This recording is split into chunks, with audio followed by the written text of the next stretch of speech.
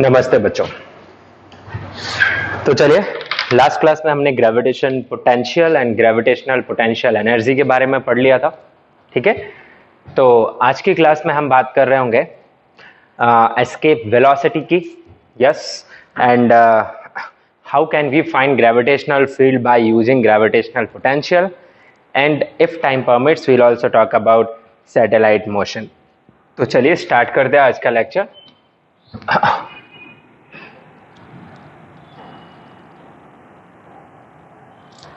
Just a second.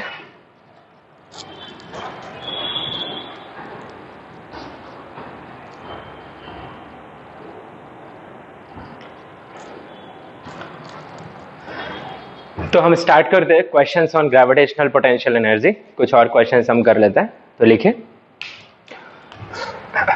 तो बहुत छोटा सा क्वेश्चन पूछ रहा हूं मैं आपसे कि एक ट्रायंगल है,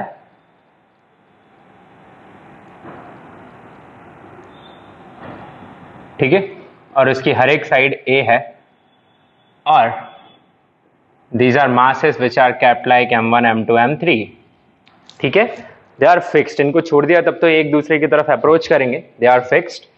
और इस सेटअप से इसे इस सेटअप में ले जाया जा रहा है। ठीक है, that each side is doubled. So now it is like this, m1 m2 and m3, and now each side is of length 2a. So here my question is, find minimum work done by external agent in changing this configuration. Find minimum work done by external agent in changing this configuration. तो मैंने तुमको बताया है minimum work done कब होगा, जब slow change होगा। ये स्लो चेंज होगा तो work done by external agent किसके इक्वल आ जाता है आपका? Work done by external agent is simply equal to change in potential energy. So you can write U final minus U initial. Yes, and what you have here, this is your initial configuration, this is your final configuration. So can we write the potential energy final and minus initial? Yes, definitely. तो क्या लिखोगे आप? Potential energy of 1 2 that will be minus of G m1 m2, यहाँ shortcut काम नहीं कर सकता, by 2a plus minus of G m2 m3 by 2a plus minus of G m1 m3 by 2a. So this is what you got, u final minus same type से आपको ये term क्या मिल जाएंगे इनिशियल में, G m1 m2 by a minus plus minus of G m2 m3 by a plus minus of G m3 m1 by a. You can solve this and find the answer. Okay, well, let's move to the next question. And the next question is,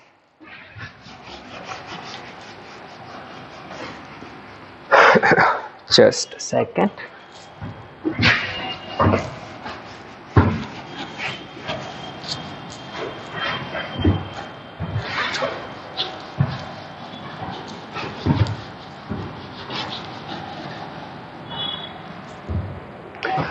Okay, now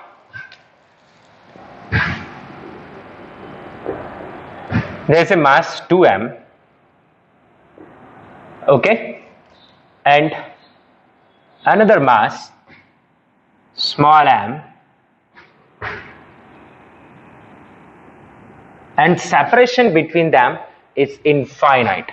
ठीक है, separation between them is infinite.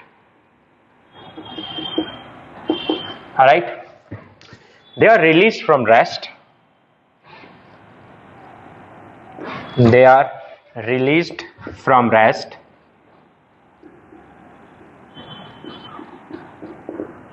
ठीक है, so my question is, find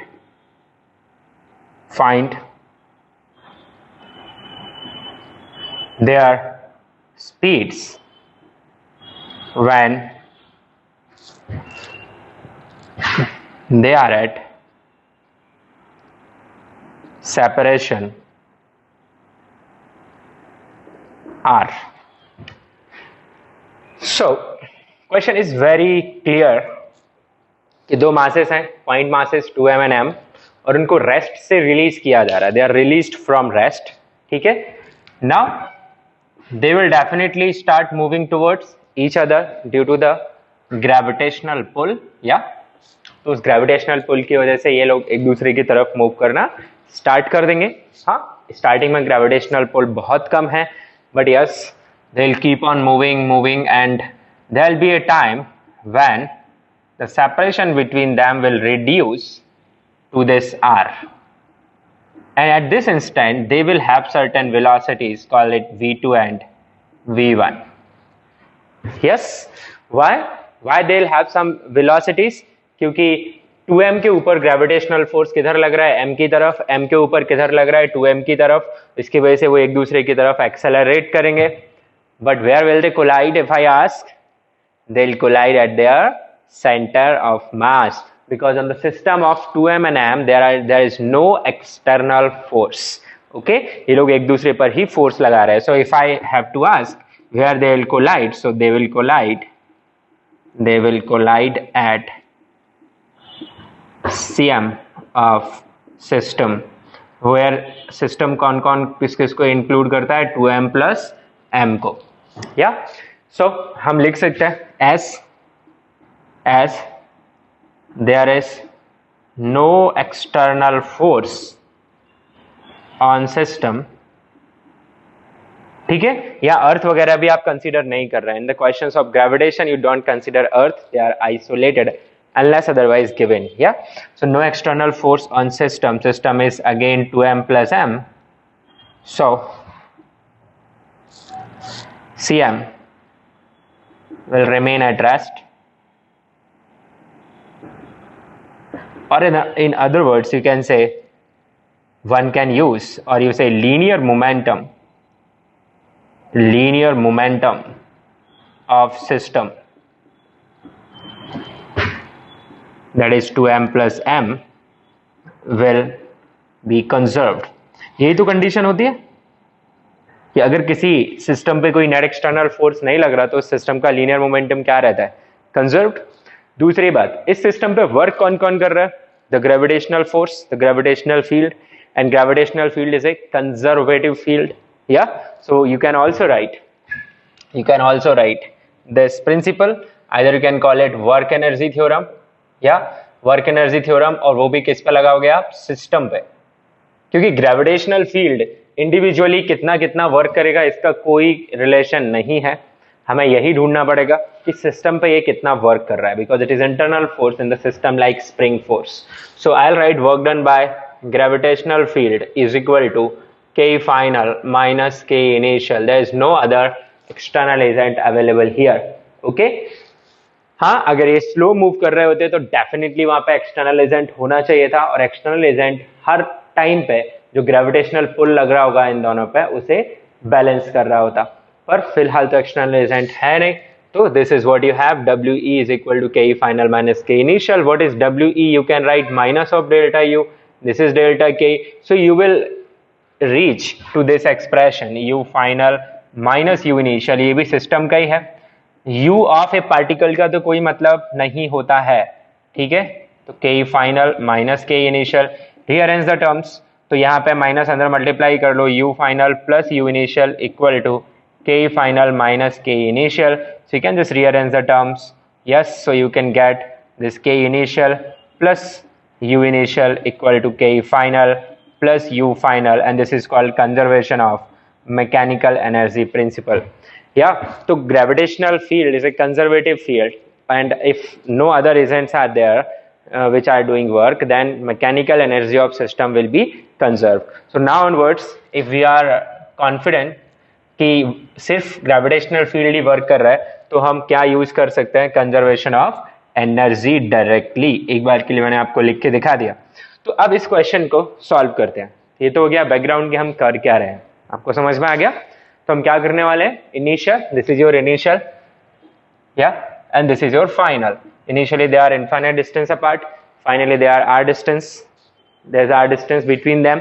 तो हम इस system के ऊपर एक तो कंजर्वेशन ऑफ लीनियर मोमेंटम लगाएंगे between initial and final, and conservation of mechanical energy लगाएंगे. I hope you understood why. Okay, तो इसका रीजन सीधा सीधा क्या है, why this is true, because gravitational field is conservative, और सिर्फ कंजर्वेटिव फोर्सेस जब वर्क करते हैं सिस्टम पे तो सिस्टम की मैकेनिकल एनर्जी चेंज नहीं होती है. That is summation of kinetic energy and potential energy. Alright, तो चलिए let's start the question here.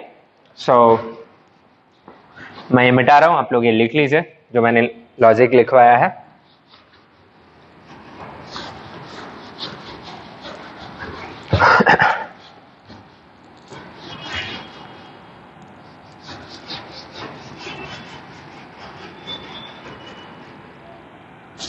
चलिए अब इक्वेशंस फ्रेम कर लेते हैं.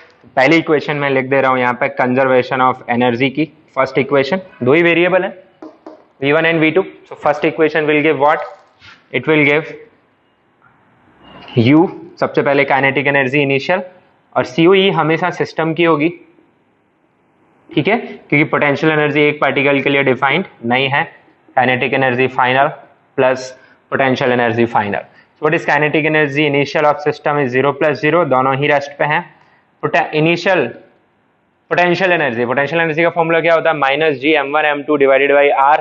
इनिशियल सेपरेशन क्या है, इनफाइनाइट, तो पोटेंशियल एनर्जी भी क्या है, 0. Final kinetic energy half of 2m into v2 square plus half of m into v1 square. So this is your final kinetic energy plus final potential energy, which is minus g m1 m2 divided by r. Don't forget this minus, it should be there. Okay, so just we can frame equation here. So कुछ terms cancel कर लीजिए आप, 2 से 2 cancel हो रहा है यहाँ पे, और मैं लिख पाऊंगा कि m v2 square plus half m v1 square equal to, इसे इस साइड भेज दिया तो g 2g m स्क्वायर बाय r. m से आप एक m क्या कर सकते हैं, कैंसिल आउट, तो आपके पास इक्वेशन आ जाएगी 2v2 square plus v1 square equal to 4g m by r. या so this is the equation, make it equation 1. तो हमने सिंपली कंजर्वेशन ऑफ एनर्जी लगा दिया बिटवीन इनिशियल एंड फाइनल. उसके बाद दूसरी इक्वेशन क्या यूज करने वाले हैं हम, second equation, conservation of linear momentum of system. ये भी सिस्टम पर ही होगा between initial and final. So what is initial momentum, they both are at rest, 0. Final momentum is a vector, so I am considering right positive, left negative. तो क्या मिल जाएगा उस हिसाब से मुझे, 2m v2 positive plus m v1 negative. तो इस हिसाब से मैं m गायब करा सकता हूं, मैं लिख सकता हूं 2v2 is equal to v1. So this is my equation 2. So by 1 and 2 you can easily solve. Yeah, you can put v1 as 2v2. So I can write this expression as 2 into v2 का square, हम v1 की value put कर रहे हैं, plus 4v2 का square is equal to 4gm by r. So you can check it is 6v2 square is equal to 4gm by r. So v2 is coming 2 and 3, 2gm by 3r का square root, and what will be v1? It will be twice of root of 2gm by 3r. So these are our answers. You can write. And if I ask the velocity of approach, then velocity of approach is nothing but the relative velocity along line joining them. So it will be v2 minus v1, that will be v2 plus v1, and your answer will be 3 times root of 2gm by 3r. So I hope you understood this question. Yeah, okay.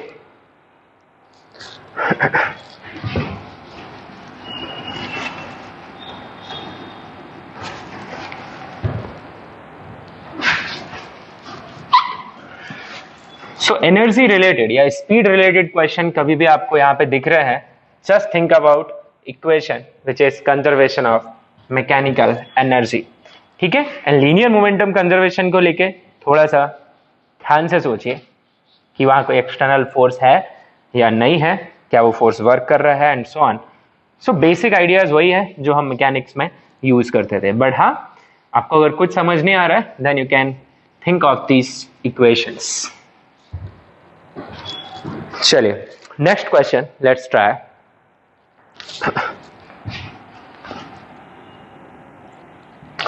Okay, so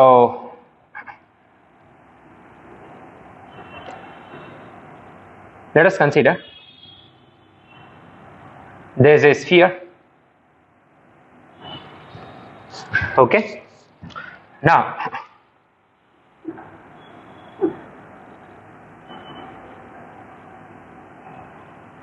it's a solid sphere and there is a very narrow tunnel which is dug inside it. Okay, so this is a fixed solid sphere, mass capital M, radius capital R. Now a mass small m, ठीक है, is projected with speed root gr. Okay, into this tunnel. It is passing from center. Here is the center. All right, my question is find speed of small m when it reaches center.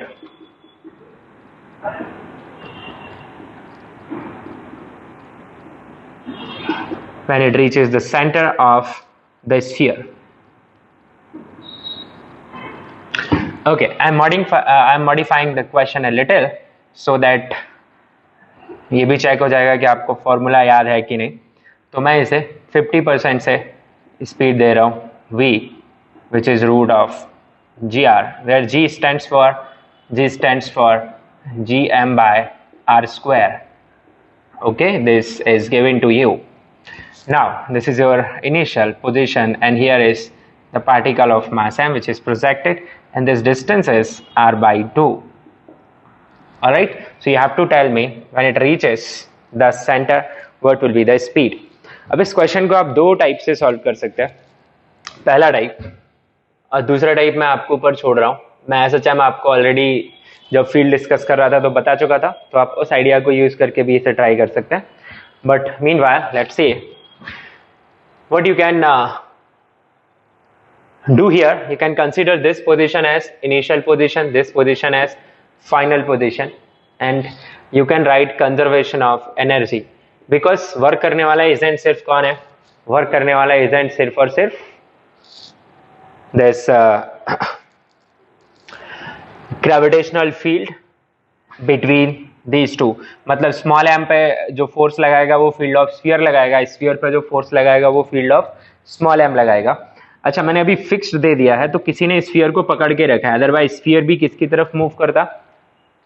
This small M की तरफ. Okay, तो मैं यहाँ से अगर fixed term हटा दूँ, okay, for example fixed हटा दूँ और मैं यहाँ पे एक कंडीशन आपको दे दूँ that M is very very greater than small m, then also it will mean the same. Okay, let us understand that ये मेरा इनिशियल मूवमेंट है, ठीक है, स्फीयर रेस्ट पे है और ये पार्टिकल मूव कर रहा है. फाइनल मूवमेंट क्या होगा? फाइनल होगा कुछ इस तरीके का.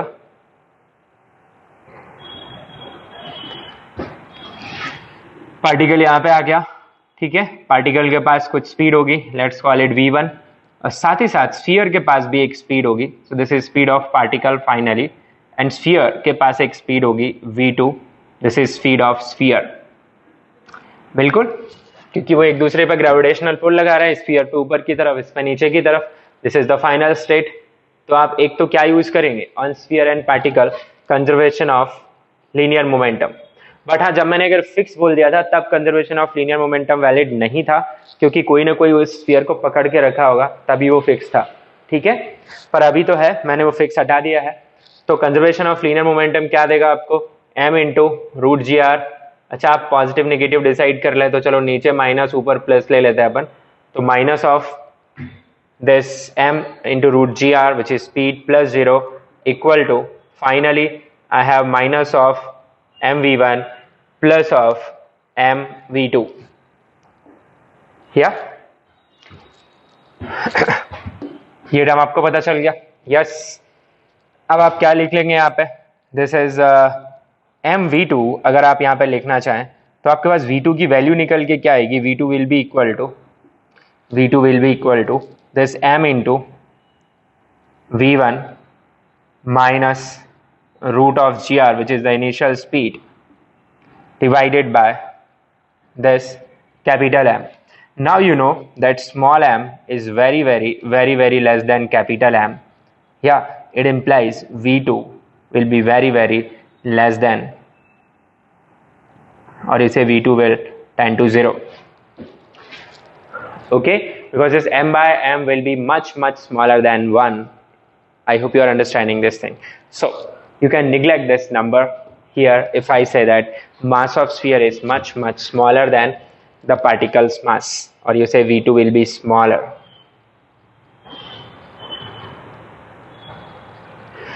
So in that case you can simply use conservation of mechanical energy. So kinetic energy initial plus potential energy initial equal to kinetic energy final plus potential energy final. तो यहाँ भी दोनों की टर्म आएंगे. इनिशियल काइनेटिक एनर्जी आप क्या लिखोगे? Half of m into root of G R का होल स्क्वायर इनिशियल. अच्छा, स्फीयर के पास तो कुछ है नहीं. फाइनली u इनिशियल क्या लिखोगे आप? या that is important, u initial. तो पोटेंशियल एनर्जी लिखने के लिए मैंने आपको एक टर्म समझाया था, अगर आपको याद हो, कि potential energy of pair is mass of one and potential of another. You remember this? अगर इसे 1 को टेस्ट मास माना जाए तो 2 की वजह से पोटेंशियल लिखते थे, 2 को टेस्ट मास माना जाए तो 1 की वजह से लिखते थे. तो यहाँ पे मैं स्मॉल m को टेस्ट मास मान रहा हूँ और पोटेंशियल किसकी वजह से लिखूंगा? स्फीयर की वजह से.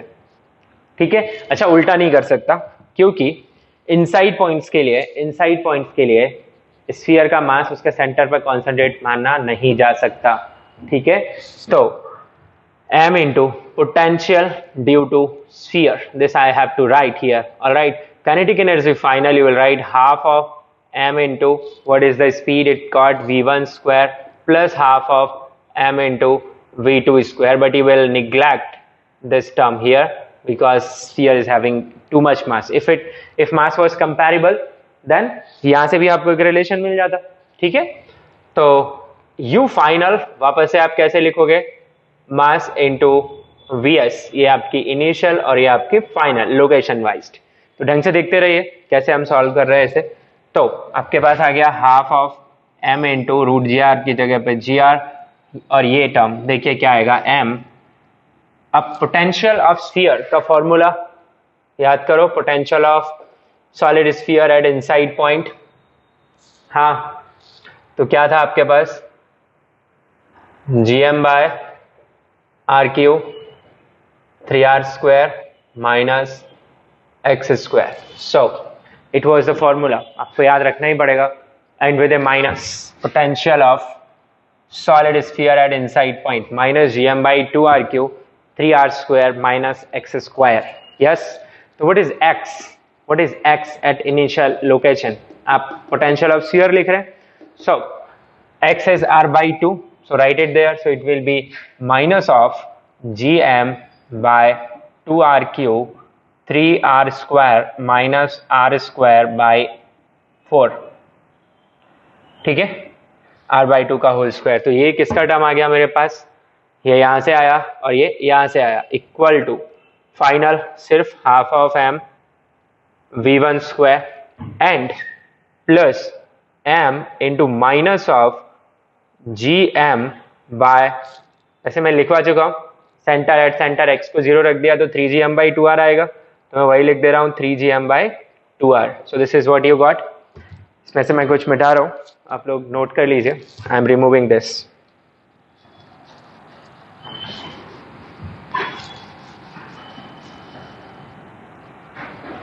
So what is the final thing I am getting here? It is half of mgr. अच्छा, इसकी कैलकुलेशन देखिए क्या आएगी. So it will be 12 minus 1, so 11. So you'll get minus of 11 gmm divided by 2r is equal to half of m v1 square minus of 3 gmm/2r। ठीक है, सब कुछ सही है। अब इसमें से आप जो कैंसिल करा सकते हैं करा लीजिए। So this cancels. Now small G को यूज कर ले ताकि सब कुछ उसी के टर्म में आ जाएगा, तो देखते रहिए। So half of G R is equal to -11/2। R से मल्टीप्लाई आर से डिवाइड कर दीजिए, तो gm/r², ये g बन जाएगा, तो ये आ गया मेरे पास is equal to half of v1²। वापस r से मल्टीप्लाई r से डिवाइड, तो ये gm/r² बन जाएगा, तो ये कितना आ जाएगा -3/2 into G R. This is small g now. Yes, so now the question आप आसानी से सॉल्व कर सकते हैं। Anyway this 2 will cancel out from everywhere. you are searching for v1, so v1² is equal to, you have gr -11gr, so you have minus of 10gr plus of what?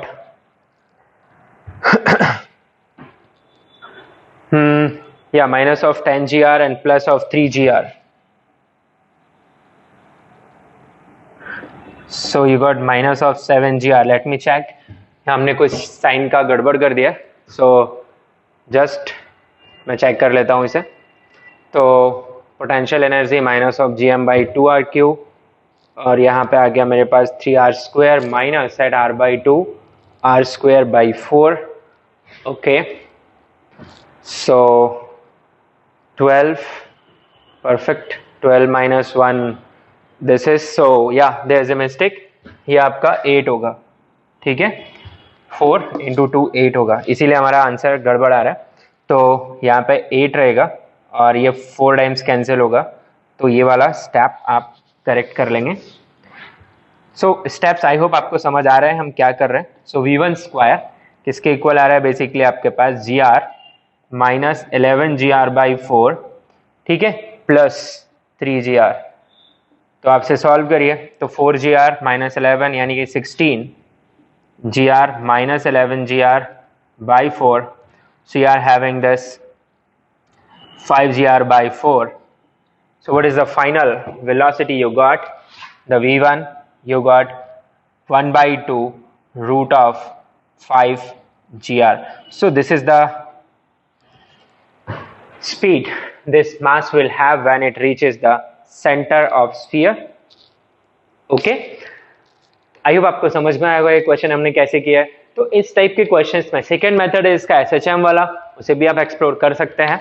ठीक है, a omega से आप answer कर सकते हैं, but remember उसकी इस point पे यहाँ पे स्पीड आपको दी गई है v, तो a ध्यान से फाइंड करें, a will not be capital R, आपको a निकालना पड़ेगा by using the formula that v equal to omega root of a² - x²। तो वहां से भी आप जा सकते हैं, you are most welcome to solve. ठीक है, that's the second method SHM। और आप करके मुझे व्हाट्सएप पे बताइए भी, अच्छा रहेगा, it will show that you are solving something. Okay, let's move to the next question then.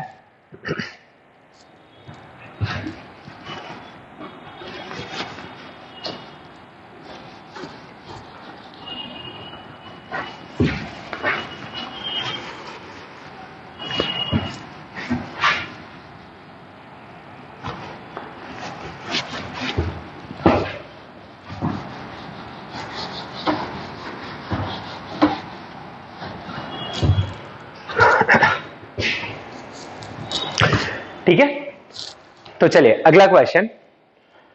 Suppose आपको अर्थ से मून पे कोई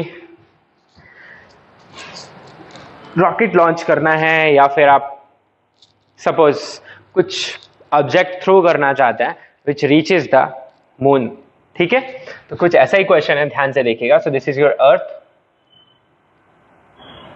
so it is earth, okay, and here is the moon.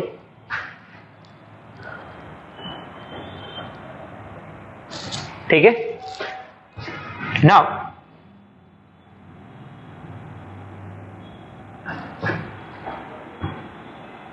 so in real cases ये move कर रहे होंगे, तो time वगैरह निकालने के लिए इनकी रिलेटिव मोशन कंसीडर करनी पड़ेगी।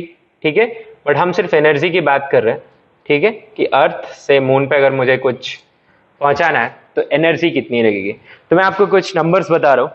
ठीक है, इसका मास m है, इसका मास r है, आई मीन रेडियस r है, दूसरे का मास आप ले लीजिए m/4 एंड रेडियस ले लीजिए r/2। एग्जैक्ट नंबर्स में नहीं जा रहे हैं हम, this is not the relation between mass of earth and moon, ये सिर्फ सिंबॉलिक यूज कर रहा हूं मैं, ठीक है। अब ये डिस्टेंस कैलकुलेशन के लिए मैं 5r ले रहा हूं, so distance between their respective centers is 5r. Now you have a particle having mass small m and you are projecting with speed u, ठीक है। consider both, consider m is much much much greater than small m, ठीक है। तो motion of earth and moon आप neglect कर देंगे, consider them as fixed. So my question is find minimum value of u, ठीक है, such that small m reaches to the moon. Simple सी बात है, अर्थ का अपना ग्रेविटेशनल पुल है, अर्थ स्मॉल एम को खुद की तरफ खींच रही है, मून भी खुद की तरफ खींच रहा है ना। पर इस पर जो वर्क करेगा, आपने एक बार शूट कर दिया इसे, उसके बाद इस पर वर्क कौन कर रहा है, gravitational field, and gravitational field is a conservative field. तो आपको क्या करना है, वही कंजर्वेशन ऑफ एनर्जी लगा देना है यहाँ पे, यस। सो आपके लिए ये क्या रहेगा, इनिशियल, और यहां पहुंच गया तो फाइनल, है ना, कुछ स्पीड v से।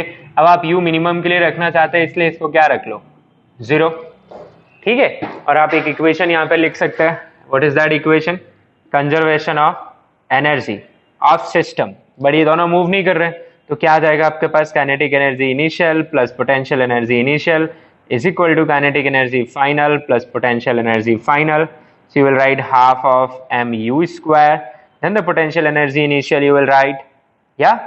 So one by one let's write it. So half of mu square, let's call this point as a, let's call this point as b. So you will write plus m into potential at a. Now potential at a किस किस की वजह से रहेगा, due to the earth and moon. इस point A पे potential अर्थ भी produce कर रहा है, मून भी प्रोड्यूस कर रहा है, और स्मॉल एम मेरे लिए टेस्ट मास के जैसा है, ठीक है। So this is how we are writing the potential energy. Kinetic energy final you are telling me 0 plus potential energy final, it will be m into potential at b, and you will solve, yeah. But there is a problem with this analysis. See what is the problem. आपने गलत क्या किया इसमें, ये समझिए, यहां से कुछ आंसर आएगा, आएगा बिल्कुल। अब देखो इसमें गलत क्या हुआ है, ये अर्थ है, ये मून है, अर्थ किधर खींच रही है, this is the gravitational field of earth and this is the gravitational field of moon. मैंने आपको न्यूट्रल पॉइंट सिखाया था जब हम ग्रेविटेशनल फील्ड की बात कर रहे थे, सिखाया था, तो क्या मतलब था, और मैंने आपको एग्जाम्पल भी दिया था यूएसए एंड नेपाल का, है ना। तो ये समझ लो आप, ठीक है, कि अर्थ एंड मून इनका नल पॉइंट कहीं ना कहीं तो एग्जिस्ट कर रहा होगा ना, हाँ, null point will be much closer to the moon, so somewhere here there will be a point where net field, this is your null point, yes, null point, यहाँ पे आपका जो ई नेट है वो 0 होगा, ठीक है। और इस जोन में जो फील्ड ऑफ मून है वो ज्यादा रहेगा किससे, फील्ड ऑफ अर्थ से, और इस जोन में फील्ड ऑफ अर्थ ज्यादा है as compare to field of moon. तो मुझे ये बताओ, अगर मैंने ये नल पॉइंट तक पहुंचा दिया, यानी जस्ट नल पॉइंट को क्रॉस करा दिया, फिर तो मून खुद से ही खींच लेगा ना। I hope you are getting this. So why to waste till here, मुझे सिर्फ इतनी एनर्जी देनी चाहिए कि वो कहां तक पहुंच जाए, वो सिर्फ इस नल पॉइंट तक पहुंच जाए, जैसे मैं n बोल रहा हूं। Do you agree with this? So I don't have to make the particle to reach point B, I just have to make the particle to reach point N, because after point N, moon will automatically pull that body on its surface. I hope you are getting this, and this is an important point to consider here. Okay, so we will not use conservation of energy between A and B. Indeed, we will use between initial, that is A, and the null point, which is N. So we will use between these 2 points. ठीक है, तो थोड़ा सा ही change होगा हमारी equation में। हम यहाँ पे उसको जस्ट पहुंचाने वाले हैं, तो हम वहां पे उसकी स्पीड को कितना एज्यूम कर लेंगे, b। सो हमारे लिए फाइनल स्टेट ये हो गई, और यहाँ पे जस्ट उसकी स्पीड हमने 0 एज्यूम कर ली to ensure minimum u। So this will be at n। Now let's proceed to solve this question. तो अब मुद्दा उठता है, vn और va निकालने के लिए मुझे नल पॉइंट की लोकेशन चाहिए होगी। सो नल पॉइंट की लोकेशन कैसे मिलेगी आपको, आपको मानना पड़ेगा कि ये डिस्टेंस, सपोज यहां से ये डिस्टेंस कुछ x है, ठीक है। So you will have to consider the distance from here is x, and ये बची हुई कितनी हो जाएगी 5r minus x from centre. I am taking from centre, ठीक है। तो चलो लेट्स बिगिन। तो सबसे पहले हम x के लिए सॉल्व कर लेते हैं नल पॉइंट। तो यहाँ पे ग्रेविटेशनल फील्ड लिखते हैं, n is outside point for earth as well as outside point for moon. So I'll write what, I'll write let's put E at n equal to 0, and वो क्या आ जाएगा मेरे पास, g mass of earth divided by x square must be equal to g m by 4 divided by 5r minus x का square. So g m cancels out, so you get 5r minus x divided by x whole square is equal to 1 by 4. So you can write here 5r minus x by x is equal to 1 by 2. So 10r minus 2x equal to x. So x is 10r by 3. And what will be 5r minus x? Yeah, 5r minus x, it will be 5r by 3. Just put it. So this is what we got. Yeah. So these are the respective distances from earth and moon. So keep these numbers with you. Now what you need to solve, you need to find va, potential at a. So I'll write potential at a due to earth plus potential at a due to moon. Yeah, so help me writing this. So potential at a, potential at, अच्छा, a is the surface point. surface पे potential कितनी होती है, minus of gm by r, plus ये a इससे कितनी दूरी पे है, from the center till here this distance I'll need. तो ये distance 5r minus r यानी कि 4r आएगी मून के सेंटर से। so you'll write minus of gm by 4r. तो इस तरीके से यहाँ पे ये कितना आ गया अपने पास, potential at a is coming out to be minus of 5 gm by 4r. So this I got, I'll put it. Now comes the potential at n, which I'm solving here. So see, potential at n. So Vn, so I'll write Vn due to earth plus Vn due to moon. Formulas एकदम याद होने चाहिए, ठीक है। तो आप देख सकते हैं अगर आपको फॉर्मूले याद नहीं है तो आप ये क्वेश्चन सॉल्व नहीं कर पाएंगे। सो आपकी जो Vn है उसकी वैल्यू आ रही है, अच्छा यहाँ से कितनी डिस्टेंस पे है x, so it will be minus of gm by x, and x I have calculated 10r by 3, या प्लस माइनस ऑफ, गलतियां बहुत हो सकती है, आपको बहुत ध्यान रखना पड़ेगा। जैसे मैं यहाँ पे गलती कर दिया हूँ कि मून का मास जो है वो कितना है m by 4, तो इस तरीके से ये 1 by 16 हो जाएगा। तो आपको यहाँ पे मिलेगा 17 by 16r, ठीक है। और इसकी जो रेडियस है दैट्स इज फाइन, क्योंकि ये मैंने रेडियस नहीं लिखी है, this is your distance of point A from centre of moon. Okay, so I come back, g mass of moon is m by 4, by distance of null point from moon is 5r by 3. So I got this number. So Vn is coming out to be minus of 3 gm by 10r minus of 3 gm by 20r. So what you get is, so 2 plus 1 3, so it will be minus of 9 gm by 20r. This is your Vn, potential at n. So now the question is over. इसमें जो critical चीजें थी, null point तक पहुंचाना है। फिर potential energies कैसे लिख रहे हैं, तो पोटेंशियल एनर्जी सिस्टम की लिख रहे हैं। सिस्टम में कौन कौन है, अर्थ है, स्मॉल एम है, मून है। तो मैंने स्मॉल एम को टेस्ट मास बना लिया, मून और अर्थ की वजह से इनिशियल पॉइंट पे भी पोटेंशियल लिख ली और फाइनल पॉइंट पे भी लिख ली। अब उसे रेस्पेक्टिव स्मॉल m से मल्टीप्लाई करके मैं सिस्टम की पोटेंशियल एनर्जीज लिख पाऊंगा। तो देख लीजिए मैं यहीं पे सॉल्व कर रहा हूँ क्वेश्चन को, ठीक है।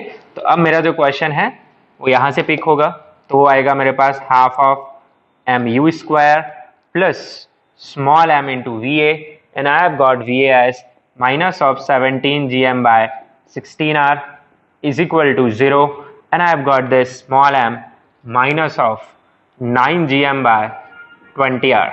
So I need to just solve. तो सबसे अच्छी बात यह है कि आपका स्मॉल m यहाँ पे कैंसिल आउट हो रहा है, ठीक है।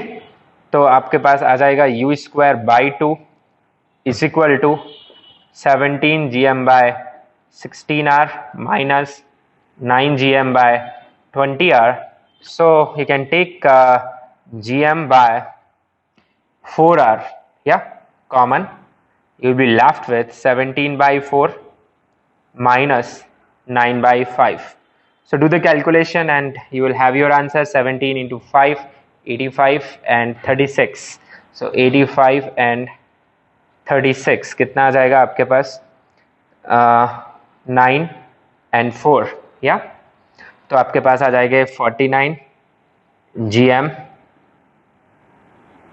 divided by 20 into 2 4 which is 80 r, which is the value of what u square by 2. So this way what is the value of u you will get, it is your 40. So you will get the 7 divided by 40, so 4 into root of gm by 5r. So this is what is the u you are getting here.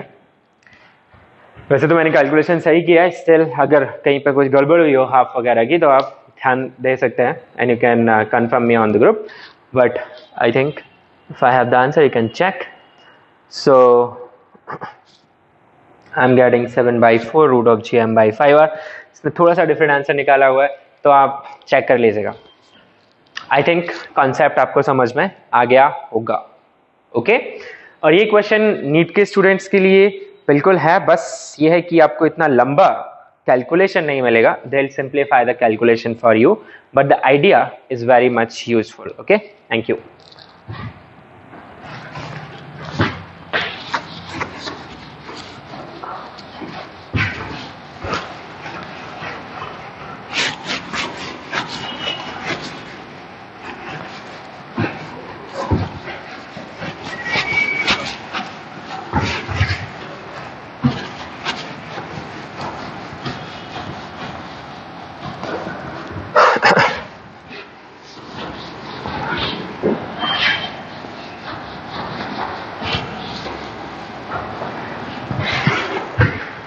चलिए आगे चलते हैं. And this question specially for JEE advanced जो मैं अभी लेने वाला हूं, बट उतना कुछ एडवांस जैसा है नहीं, बट क्वेश्चन अच्छा है. एक मास है, ठीक है. There is a mass of small m mass and it is projected with speed u, ठीक है. and it is projected towards a fixed, it is projected towards a fixed point mass. It is a fixed point mass, okay, and it is given to you that this distance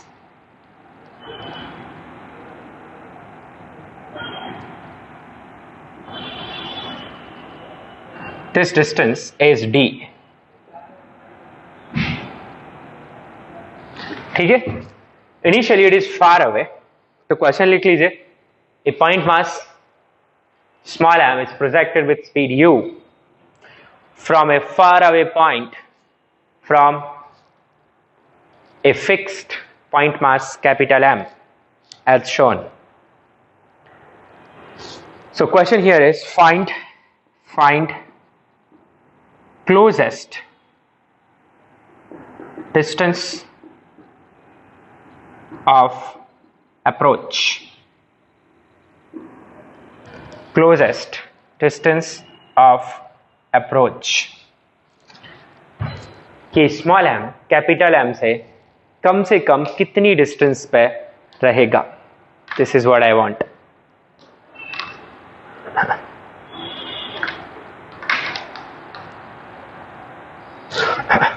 okay, तो answer को थोड़ा अच्छा लाने के लिए हम capital M को ऐसा मान लेते हैं that capital M is, let me check which number will do the job for us.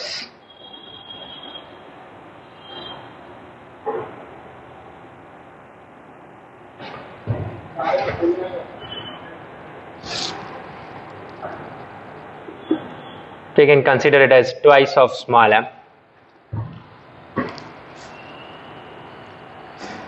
And आपको जो आंसर निकालना है वो u के टर्म में निकालना है, m के टर्म में निकालना है, d के टर्म में निकालना है.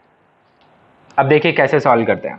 You must try. तो इसका पाथ कैसा होगा वो समझिए. फिलहाल at this initial instant what will be the direction of gravitational force experienced bye them. This is the direction. या अब नाउ दिस इज फिक्स, तो somebody else is pulling it this way ताकि ये यहाँ पे फिक्स रहे. ठीक है, बट इसके ऊपर तो कोई एजेंट नहीं है, तो ये इसका इनिशियल फोर्स का डायरेक्शन हो गया. वेलोसिटी इधर है, इट विल टर्न, है ना. सो ये टर्न ले लेगा, ऐसा नीचे नीचे नीचे नीचे ऐसा कुछ जाएगा. समझ में आ रहा है क्यों जाएगा ऐसा? क्योंकि हर मोमेंट पे, और एक ऐसा टाइम आएगा, there will be a time when this distance, this is the closest, and closest distance of approach कब होती है? When there is no relative velocity along line joining them. So at some instant, at any time set equal to t, it will reach that point of closest distance of approach. जिस पे की जो force है वो कैसा लगेगा? Just perpendicular. I hope you are able to understand. इसके बाद ये वापस दूर दूर दूर होता जाएगा. So this is the trajectory of this small m as seen from ground. Okay, so can you solve? मुद्दे की बात, फोर्सेस यहां पे कौन कौन से लग रहा है सिस्टम के ऊपर? एक तो ग्रेविटेशनल फोर्स लग रहा है दोनों पे, which is conservative in nature. दूसरा लग रहा है एक एक्सटर्नल फोर्स जो कि कैपिटल एम पे लग रहा है. यस, तो system small m plus capital M, only gravitational field is doing work from I to F. What is I? This is I and that is F, the closest distance of approach वाला instant. ठीक है, so इसका मतलब conservation of energy of system is still valid. What about conservation of linear momentum? तो जैसा मैं बोल चुका हूं कि सिस्टम पर फोर्सेस कौन कौन से एक्ट हो रहे हैं? Forces acting on system. System में कौन कौन है? Small m and capital M. तो कौन कौन से फोर्सेस एक्ट हो रहा है? एक तो ग्रेविटेशनल फोर्स एक दूसरे का,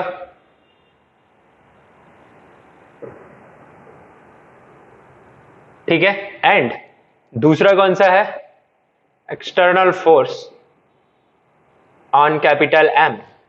But the good thing is external force is not doing any work because capital M is kept fixed, it is not moving. तो वो force work नहीं कर रहा है, जबकि external force act तो हो रहा है. So it implies conservation of linear momentum of system will not be applicable. Will not be applicable. इसका मतलब यहाँ पे conservation of linear momentum तो नहीं हो रहा है. तो चलो एनर्जी तो हो रहा है ना एटलीस्ट. तो कंजर्वेशन ऑफ एनर्जी से एक इक्वेशन तो बना लें अपन, फिर देखते हैं कि क्या और अननोन्स रहेंगे हमारे पास. Let's see. अब क्लोजेस्ट डिस्टेंस ऑफ अप्रोच को थोड़ी देर के लिए मैं x ले रहा हूं. ठीक है, this is what I have to find. So kinetic energy initial plus potential energy initial equal to kinetic energy final plus potential energy final. So kinetic energy initial is half of M you square. Capital M तो हमेशा rest पर ही है तो zero लिख दिया मैंने, plus potential energy initial because they are at infinite separation so zero. ठीक है, और equal to kinetic energy final will be half of small m into v square capital M is still at rest. Potential energy final will be minus of Gmm by x.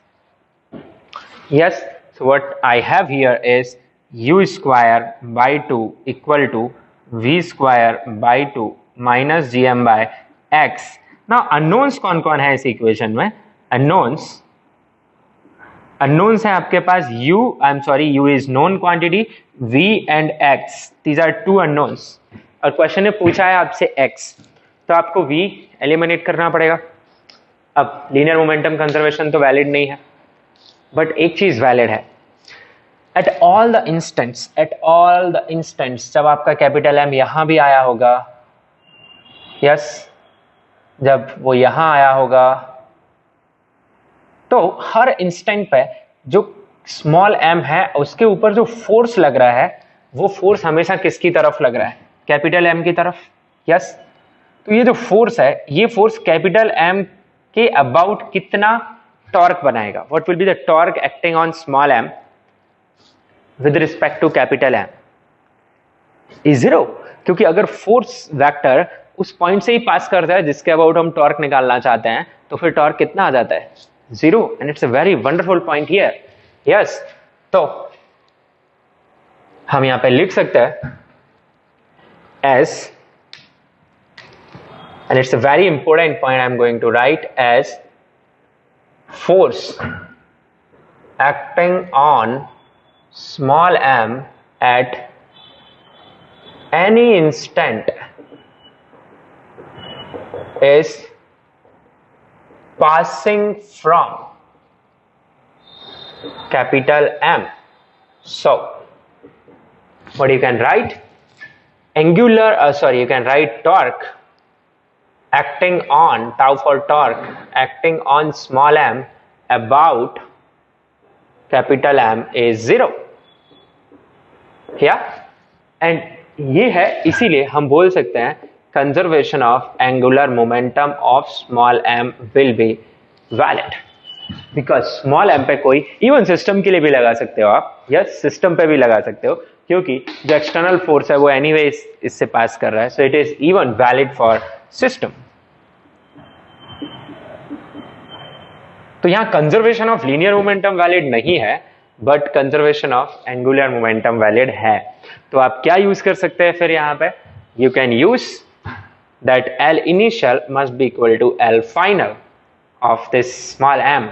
L याद होगा, R perpendicular into P. So what is R perpendicular? It is D. So you can write MUD, और direction is this. जो भूल गए लोग angular momentum rotation revise करिए, ठीक है. So you will have MUD, उसके बाद is equal to finally you will have MVX, perpendicular distance of line of motion. Yes. So MM cancels out, so you can write V as UD by X. This is your equation 2.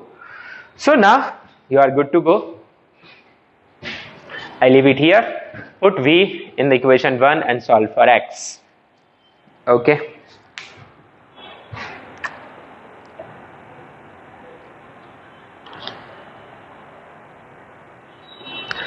So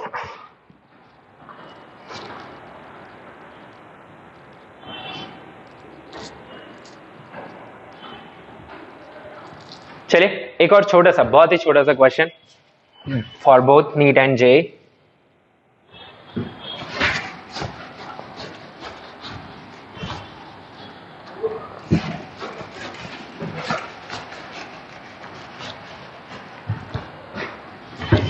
And in gravitation chapter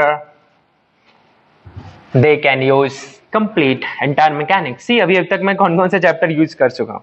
kinematics में use कर ही चुका हूँ, laws of motion gravitational field में use किया ही हमने, work power energy हम यूज कर ही रहे हैं. यस, एंड रोटेशन भी हमने आज देख लिया, conservation principle, linear and angular. So it's a linked topic basically. इसे हम कहाँ भी पढ़ सकते थे, जस्ट आफ्टर रोटेशन और जस्ट आफ्टर SHM, दोनों के बाद भी पढ़ा जा सकता था. But I just extended it to this point कि इसका जो कैलकुलेशन का स्टाइल है वो किसके जैसा है? इलेक्ट्रोस्टैटिक्स के जैसा. चलो एक बात अच्छी भी है, काफी दिनों बाद हम मैकेनिक्स के प्रिंसिपल्स का हमें रिवीजन भी मिल जा रहा है कि उनके बारे में सोचते कैसे।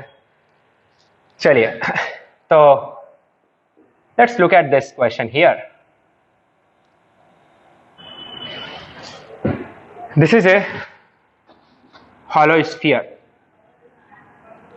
uniform hollow sphere, mass m, capital R. There is a point P. There is a point P. Here is the center, and P is at a distance of x from the center, and on the same line,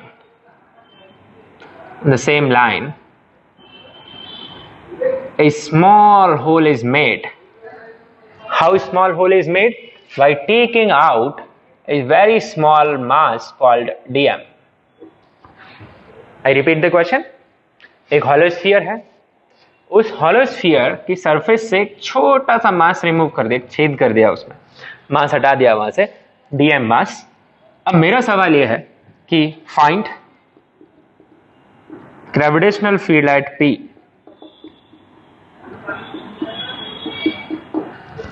तो इस question का अभी के discussion से कोई लेना देना नहीं है, जस्ट माइंड को स्विंग करके देखते हैं अपन। Gravitational field at P,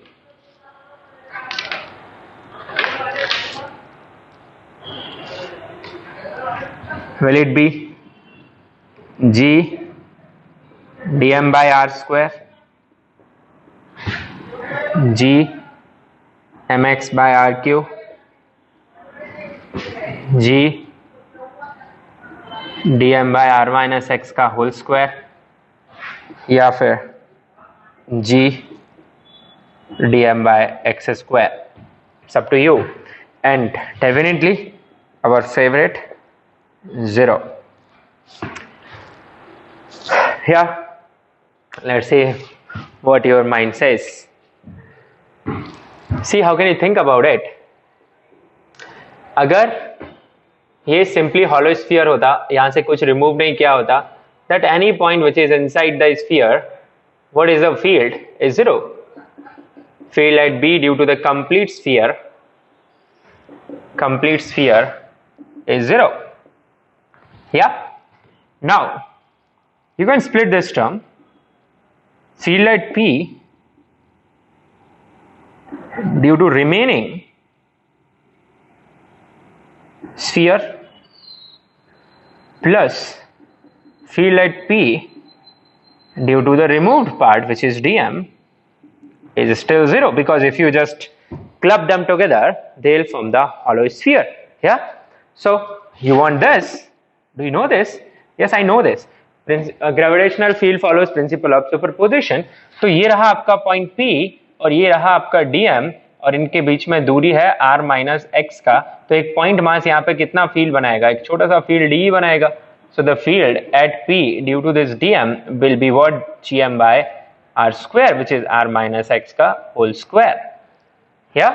So you will write this gm by r minus x ka whole square. So let's write in vector form also. So if you call this point as A, so the field is from P to A. Yeah. So if you put the vector over here, I'll have to mention it PA cap. So let's write it as PA cap. Okay. Now what about this? This you want equal to 0 vector.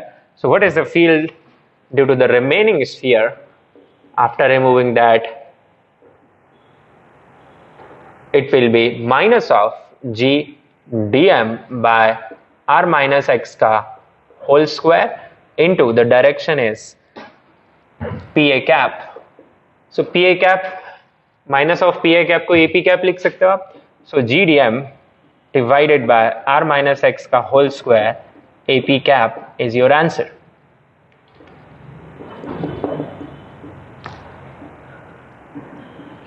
So where is the direction of field? It is away from dm. So dm is not there. So this is the field due to the remaining sphere. I hope you understood this logic here. So that's it in this lecture. So rest we'll see in the next lecture. Thank you.